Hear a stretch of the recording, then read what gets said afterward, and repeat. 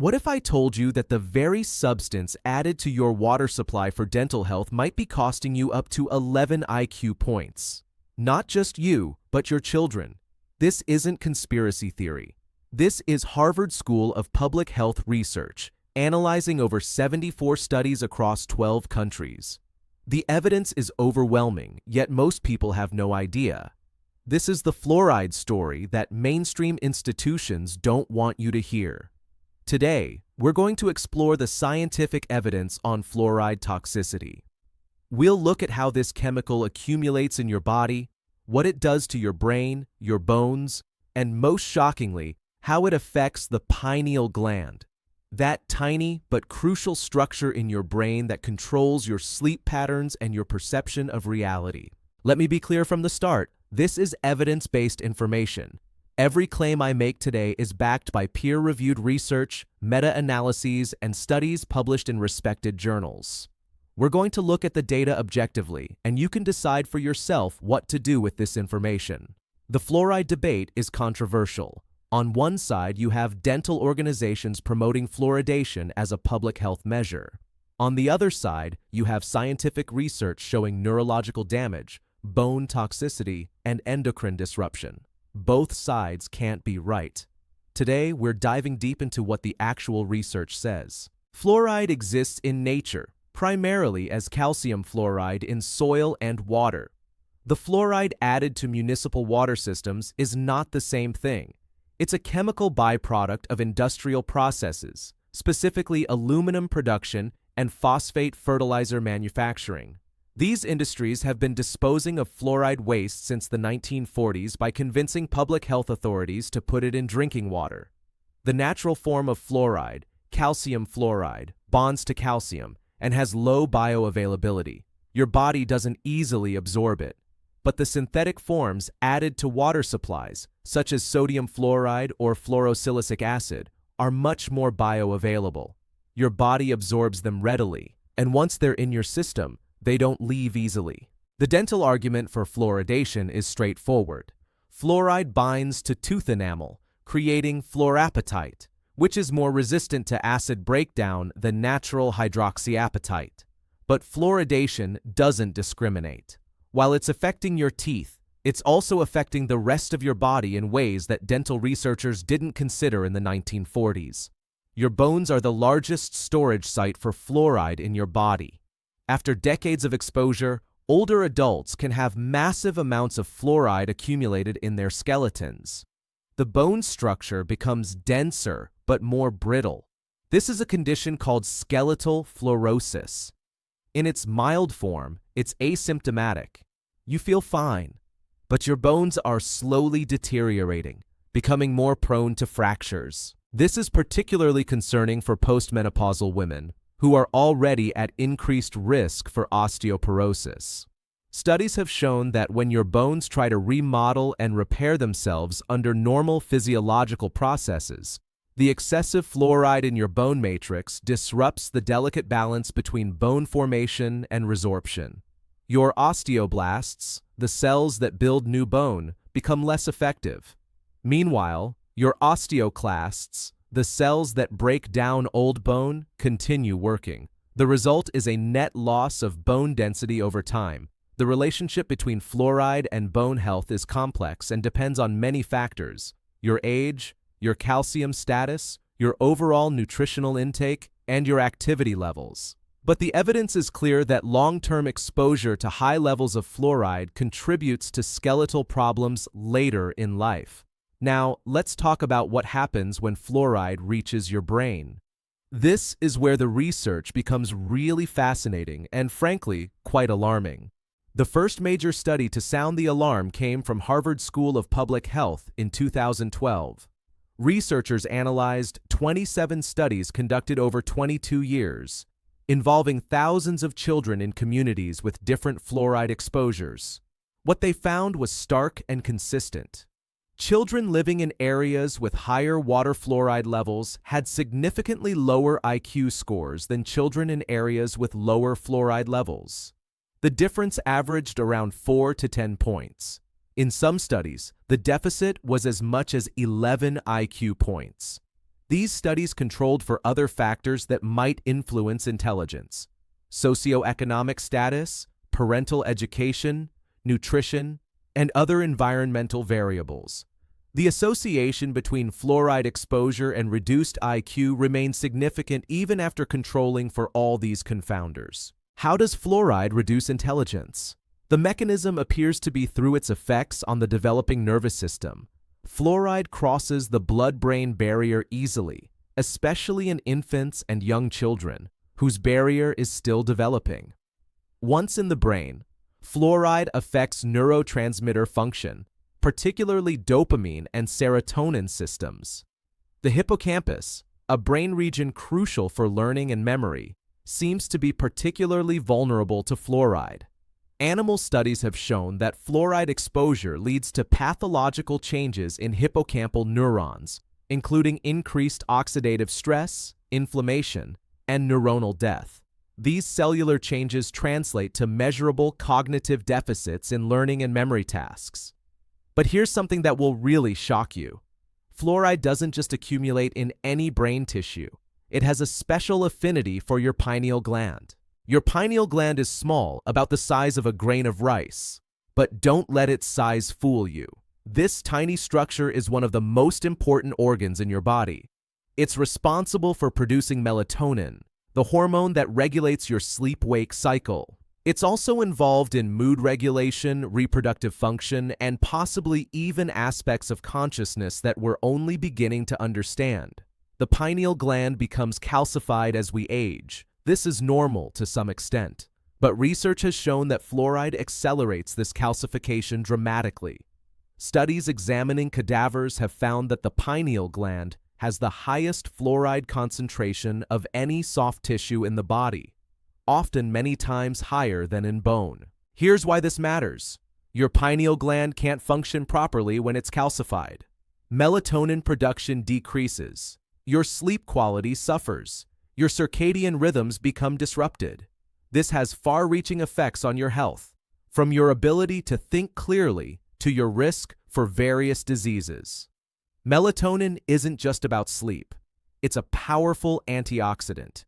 It helps regulate your immune system. It influences your reproductive hormones. When melatonin production is disrupted, the entire cascade of downstream effects leads to chronic health problems that your doctor might never connect back to fluoride exposure. Now let's talk about thyroid function. Your thyroid gland regulates your metabolism. It determines how fast your body burns energy, how alert you feel, and how your organs function. Fluoride is chemically very similar to iodine, which your thyroid needs to function. When you're exposed to fluoride, it can displace iodine in your thyroid, disrupting hormone production. This is particularly concerning for women who are already more prone to thyroid dysfunction. Studies have shown that areas with higher water fluoride levels have higher rates of hypothyroidism.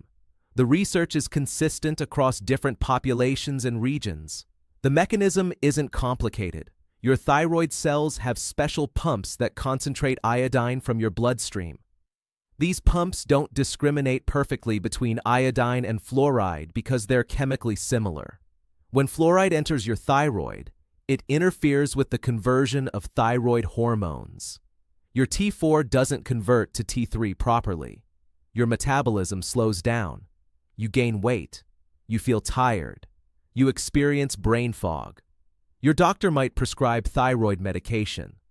But if the fluoride exposure continues, the medication becomes less effective over time because the underlying problem isn't being addressed. Let's talk about how fluoride affects your kidneys.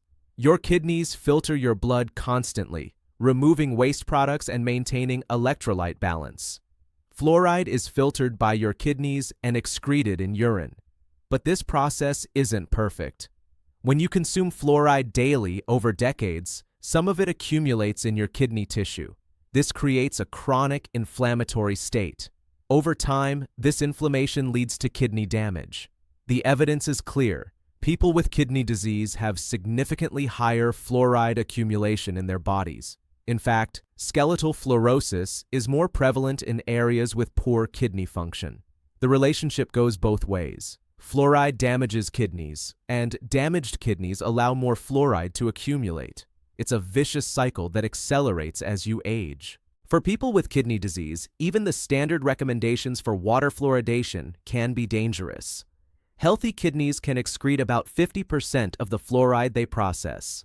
Diseased kidneys do much worse, allowing more fluoride to remain in the body and accumulate in bones and other tissues. The official stance of organizations like the American Dental Association is that water fluoridation at 1 part per million is safe and effective. But these recommendations are based on research from the 1940s and 1950s. Modern research has revealed that fluoride has subtle but real effects on many systems in your body. The question isn't whether fluoride is toxic. Even proponents acknowledge that it is toxic at high doses. The question is whether the benefits of water fluoridation outweigh the risks. The evidence suggests that topical fluoride application might provide most of the dental benefits without the systemic exposure. Fluoride toothpaste, dental treatments, and other topical applications can strengthen enamel while minimizing systemic accumulation. But when you drink fluoridated water, you're exposing your entire body to a chemical that has documented neurological, skeletal, and endocrine effects. Let's talk about what you can do if you're concerned about fluoride exposure. The first step is to test your water. You can use fluoride test strips or send a sample to a laboratory for analysis. Find out how much fluoride you're actually consuming. If your water has high fluoride levels, you have several options. Reverse osmosis filtration is the most effective method for removing fluoride. Distillation also works. Some carbon filters might reduce fluoride, but not all. Activated alumina filters can be effective, but require maintenance. For bottled water, check the source and the fluoride content. Many bottled waters contain fluoride. Read the label carefully. Fluoride is also present in dental products. If you're concerned about systemic exposure, but still want dental benefits from topical application, you might consider fluoride-free toothpaste options and rinse your mouth thoroughly if you do use fluoride toothpaste. Diet plays a crucial role too. Calcium, magnesium, and vitamin D are all important for protecting your body against fluoride toxicity. These minerals can bind fluoride and help prevent some of its absorption. Vitamin D is particularly important because it regulates calcium metabolism, and the relationship between fluoride and calcium is complex. Adequate hydration helps your kidneys flush fluoride more effectively. But if you're drinking fluoridated water to hydrate, you're creating a catch-22 situation. Let's talk about the broader implications for public health policy. The fluoridation debate touches on fundamental questions about personal autonomy, public health, and the relationship between individual rights and collective benefits. When fluoride is added to public water supplies, everyone receives the dose regardless of individual health status, sensitivity, or consent. Some people are more vulnerable to fluoride's effects: infants, people with kidney disease, people with iodine deficiency, people with low calcium status. But the uniform dose doesn't account for these individual variations. The ethics question is complex. Is it justified to expose an entire population to a substance with known risks in the hopes of preventing dental cavities for some percentage of the population who might not practice adequate oral hygiene? The data shows that fluoride helps reduce cavities by about 25% when applied topically. But water fluoridation delivers the chemical systemically, where most of it goes to teeth that aren't being formed, since most enamel formation happens in childhood. In other words, most adults drinking fluoridated water are getting fluoride exposure without corresponding dental benefit. Let's consider the alternatives. Oral health isn't just about preventing cavities with chemicals. It's about nutrition that supports healthy teeth formation. It's about proper oral hygiene habits. It's about addressing the underlying causes of dental disease: poor nutrition, excessive sugar consumption, inadequate cleaning. The countries that rejected water fluoridation, Sweden, Netherlands, Germany, Switzerland, Denmark, haven't experienced dental health disasters. Their rates of dental decay are comparable to fluoridated countries. They've achieved good oral health through other means: education, access to dental care, nutritional policies. This raises an important question. If equally effective alternatives exist that don't involve systemic chemical exposure, why is fluoridation still the default approach in many countries? The answer involves industrial interests, institutional inertia, and the difficulty of changing established public health policies. But just because something is established doesn't mean it's optimal. Fluoridation represents an interesting case study.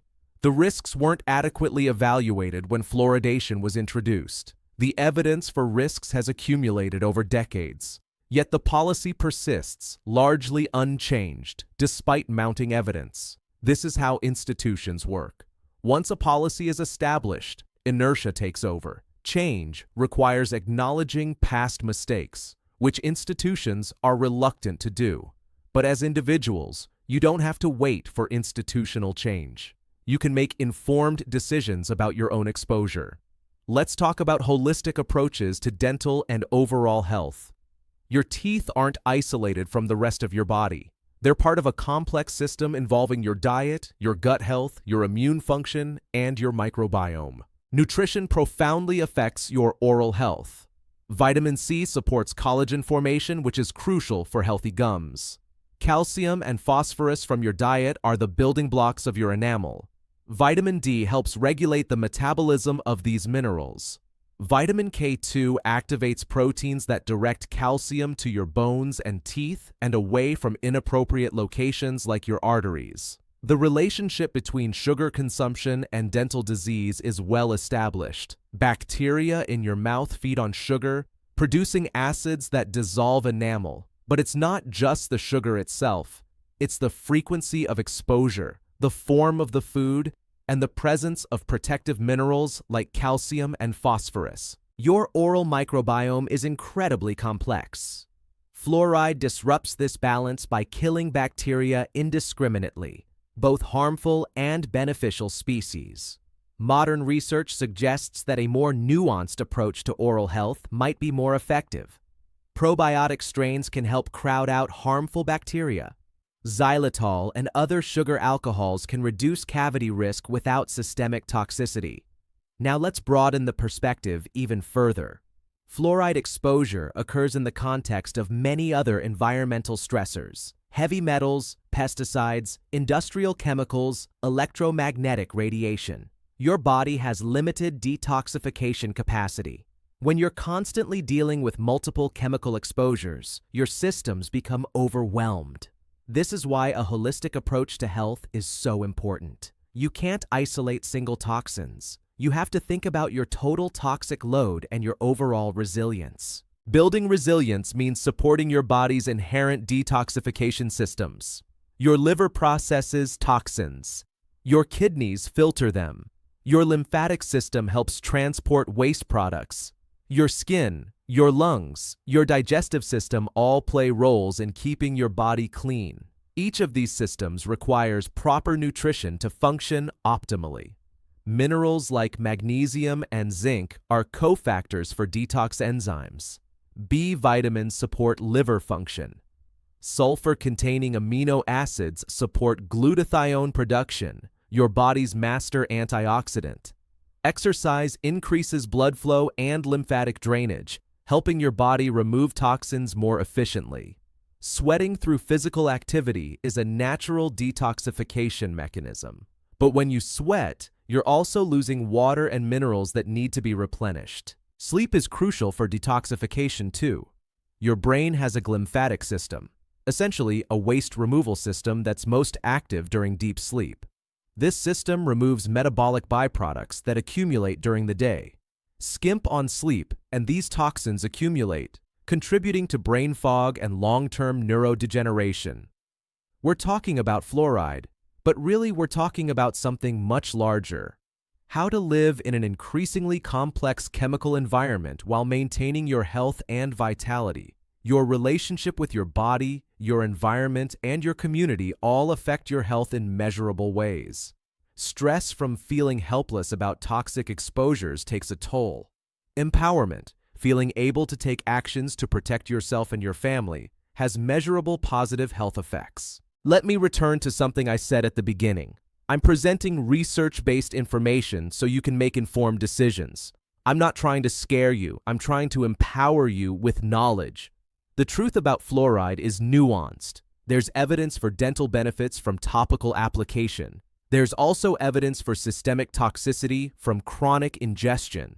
The question is how to balance these considerations. Some people will decide that fluoridation is acceptable risk for potential dental benefit. Some people will decide the risks outweigh the benefits and will take steps to avoid fluoride. Both positions are valid based on different value systems and risk assessments. What I'm encouraging is informed decision-making. Read the research yourself. Look at both sides of the argument. Consider your individual health status, your family history, your values. Then choose your approach based on that consideration, rather than accepting whatever happens to be in the water supply where you live. Practical steps you can take right now. First, get your water tested. Know your exposure level. Then decide what level of exposure is acceptable for you and your family. Second, if you choose to reduce fluoride exposure, get a good water filter. Reverse osmosis systems are available for reasonable prices and remove fluoride effectively. Install one under your sink. Consider a whole house system if you're concerned about bathing in fluoridated water. Third, look at your dental hygiene. Are you doing everything possible to maintain oral health through diet and cleaning habits? Sometimes people rely on fluoride as a substitute for good habits. But you don't have to choose between one or the other. You can have excellent oral hygiene and minimize fluoride exposure. Fourth, support your body's natural detoxification systems. Eat foods rich in iodine for your thyroid. Ensure adequate calcium and magnesium for bone health. Support your kidneys with proper hydration and nutrients that enhance kidney function. Fifth, recognize that you're not passive in this situation. You can't control everything, but you can control many things. Focus your energy on the actions you can take, rather than worrying about what you can't control. Let me speak directly to parents who might be listening. Making informed decisions about your children's fluoride exposure is especially important because children are more vulnerable to fluoride's effects. Their blood-brain barrier isn't fully developed. Their bones are still forming. Their nervous systems are rapidly developing. Pediatric dental recommendations often include fluoride treatments and supplements. These recommendations come from well-intentioned professionals, but they're based on older research. Today, we have evidence that these practices might not be necessary for all children and might even be harmful for some. Talk to your pediatric dentist. Ask questions. Request alternatives. If your dentist insists that fluoride is essential, consider getting a second opinion from a biological or holistic dentist who stays current with the latest research. For infants, breastfeeding provides the ideal nutrition, and most breast milk has very low fluoride content, regardless of the mother's exposure. If you're formula feeding, consider preparing formula with filtered water to reduce fluoride intake. Make sure your children have excellent nutrition for healthy tooth formation. This doesn't mean fluoride supplements. It means adequate protein, healthy fats, vitamins, and minerals from real food. Some people will accuse me of spreading misinformation, but I'm actually advocating for science. The fluoride research has evolved. What we knew in 1945 is not what we know today. If we're going to call ourselves evidence-based, we need to base our decisions on current evidence, not outdated assumptions. You deserve access to the full picture. So, here's my invitation to you. Don't just accept what I'm saying. Don't just accept what the dental associations say. Go and investigate for yourself. Read the Harvard meta-analysis. Look at the animal studies. Examine the cellular research. Then form your own informed opinion. Knowledge is power, but only if you're willing to act on it. Learning about fluoride and doing nothing different is the same as not learning at all. Decide what level of exposure you're comfortable with. Make changes that feel right for you and your family. Don't wait for institutions to catch up with the science. Take personal responsibility for your health. Your health journey is unique. What works for someone else might not work for you. But what's universal is the importance of staying curious, staying informed, and staying engaged with your own well-being. The research on fluoride is clear about the risks. It's also clear about potential benefits from topical application. The path forward involves acknowledging both, making informed decisions, and continuing to learn as new evidence emerges. Your health is in your hands. That's both a responsibility and an opportunity. How you choose to use it is up to you. Important medical disclaimer. The information provided in this content is for educational and informational purposes only. It is based on scientific research, expert knowledge, and holistic health principles gathered from various sources. However, this information does not constitute medical advice, diagnosis, or treatment, cannot replace professional medical consultation, should not be used as a substitute for qualified healthcare, may not be appropriate for your specific health condition. Critical requirements. Always consult with qualified healthcare professionals before making health decisions. Seek immediate medical attention for urgent health concerns. Discuss any health changes or new symptoms with your doctor. Ensure any supplements or lifestyle changes are appropriate for your individual situation. Consider your personal medical history, current medications, and health status. Limitation of liability. The authors and publishers of this content assume no responsibility for any adverse effects or consequences resulting from the use of any information, suggestions, or procedures described herein. Individual results may vary, and health outcomes depend on numerous factors beyond the scope of this content. Professional medical care. This content encourages and emphasizes the importance of maintaining regular contact with qualified healthcare providers for proper medical care, diagnosis, and treatment of any health conditions.